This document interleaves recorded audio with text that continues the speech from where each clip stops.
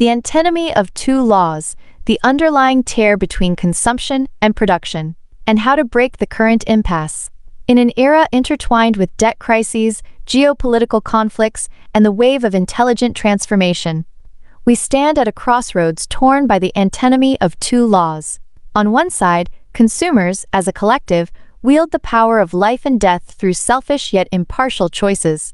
On the other, producers, as individuals, scramble for power in a jungle of selfish and unfair competition. This contradiction is not an abstract philosophical debate, but a fundamental force reshaping our daily lives. The divine right of consumers, the automatic operation of collective will. In the old economic narrative, consumers were passive spenders, but in the age of intelligence, they are becoming true decision-makers.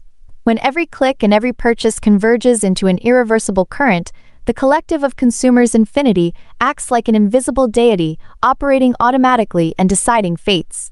At the core of this divine right is selfish impartiality, unyielding to sentiment. Consumers care only about cost-effectiveness, experience, and efficiency, and are not swayed by a brand's legacy or a producer's narrative of hardship. They vote with their wallets, eliminating inefficient capacity and rewarding innovative products. This seemingly cold selection is precisely the market's most impartial screening mechanism. Today, this power is evident everywhere. When consumers collectively shift to new energy vehicles, the century-old foundations of traditional fuel car giants begin to shake.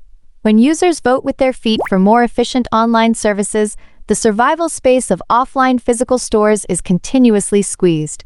When public demands for food safety and environmental protection rise, companies that ignore social responsibility are quickly abandoned. Consumers' spending directly constitutes producers' income. In this logic, innovators stand with consumers, as they can accurately capture collective needs and meet or even exceed expectations through technological and model innovation. Monopolists, however, stand in opposition, as they attempt to distort the market with power and hinder consumers' free choices. 2. The predicament of producers, the violent push of individual power. Contrary to the divine right of consumers, the world of producers is the opposite extreme. Here, the individual is the deity, power is the tool for deciding fates, and everything is driven by violence or capital, technological barriers. Producers' core goal is to make money and take charge, leading to a behavioral pattern of selfish unfairness, nepotism. To survive and expand, companies will stop at nothing, suppressing wages, polluting the environment, monopolizing markets, manipulating public opinion. When individual power is unconstrained, the entire system tilts toward imbalance. In this logic, monopolists become the dominant force. They build high moats through capital, technology, or policy barriers, squeezing innovators to the margins. Morality, education, and law, which should be reins on power, are often triple combined by monopolists to lock in vested interests and solidify class divisions. The current situation is a concentrated expression of this predicament. Tech giants use data and algorithms to monopolize markets, stifle innovation, and form a winner-takes-all pattern. Financial capital chases short-term profits globally, exacerbating wealth inequality. Geopolitical power struggles plunge the world into a security dilemma. 3. The path to breakthrough, from individual power to collective will.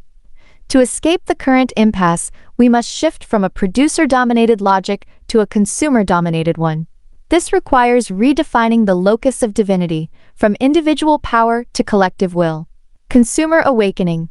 Recognize their own power, use collective choices to drive innovation, and eliminate monopolies.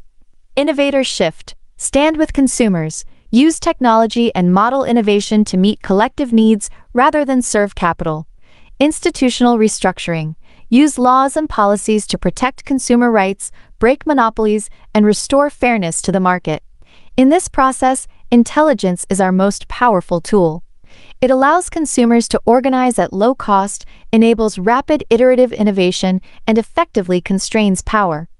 When the divine right of consumers truly dominates the economy and innovators stand on the right side, the tear of the antinomy will heal, and we can usher in a new world of shared prosperity. The world today is full of crises, but also full of opportunities.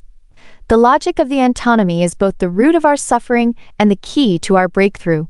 When we choose to stand with consumers and with collective will, we are no longer passive victims but active builders. Would you like me to further refine this English version into a LinkedIn-style post with concise bullet points and a clear call to action, making it more engaging for professional audiences?